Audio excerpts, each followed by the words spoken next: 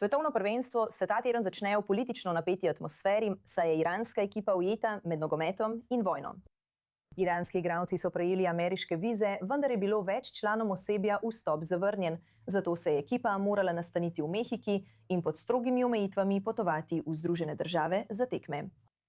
Iran naj bi igral v ameriških mestnih gostiteljicah, vključno z Los Angelesom in Seattlom, čeprav napetosti z Washingtonom in Izraelom še naprej vplivajo na varnostne skrbi okoli turnirja. Teheran obtožuje ZDA, da politizirajo svetovno prvenstvo, medtem ko Washington trdi, da so odločitve o vizah sprejete na podlagi nacionalne varnosti. Za več vpogleda se nam zdaj pridružuje Nigar Mostahedi, novinarka pri Iran International in voditeljica podcasta Eye for Iran. Zanima me, ko pogledamo Kanado, Združene države in Mehiko, kako vidno je vprašanje Irana tam na terenu? Ali navijači to obravnavajo kot športno zgodbo? Ali vojna in polemika glede viz so bolj v ospredju pogovora? Odvisno, koga vprašate. Če vprašate Irance, ki so proti režimu, kar je večina Irancev v Kanadi in v Združenih državah, na primer, oni ne vidijo ekipe Meli, kot ji pravimo v perzijščini, kot svoje nacionalne ekipe. Vidijo jo kot ekipo Islamske republike, ki jo ločujejo od samega Irana.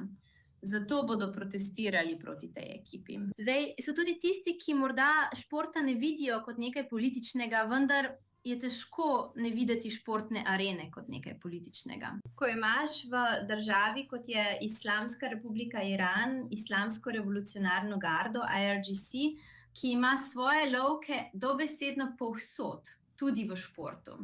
No, za mnoge Irance, kot ste pravkar rekli, ekipa Meli je vedno nosila določeno politično težo.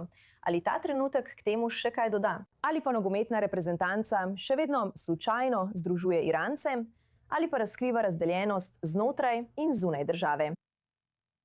Vsekakor razkriva razdeljenost, tako znotraj države, kot tudi zunaj nje. Ker, kot sem rekla, so nekateri ljudje, ki so sicer proti režimu, a vseeno iščejo izgovore, ko gre za samo nogometno reprezentanco. Ampak v veliki večini ljudje tega ne vidijo kot svojo nacionalno ekipo. In veste, ko gre za Iran, je vse politično, ker ko imaš diktaturo, ki nadzoruje vse vidike tvojega življenja, postane tudi šport političen. Tudi glasba je nekaj, kar je politično, ker tudi to nadzoruje država. In veliko ljudi vidi ekipo Meli kot tiste, ki se podrejajo iranskemu režimu. Drugi pravijo, da je to pač njihova služba. Ukvarjajo se športom in se morajo s tem soočiti. Ampak ne smemo pozabiti, da so bili nogometaši, športniki, ki so jih usmrtili po januarskih vstajah, in tisti, ki so bili ubiti med januarskimi vstajanji proti režimu.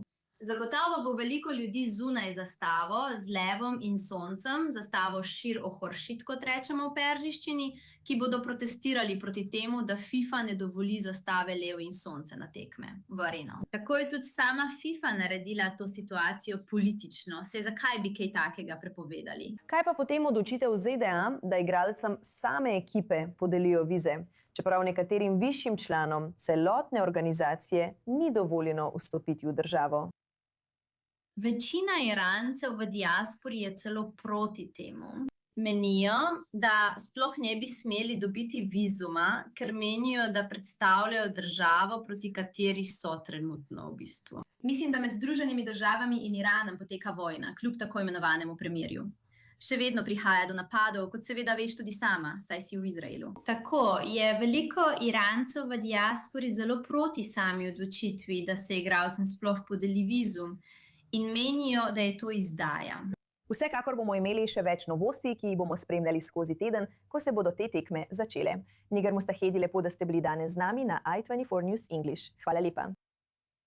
Enako.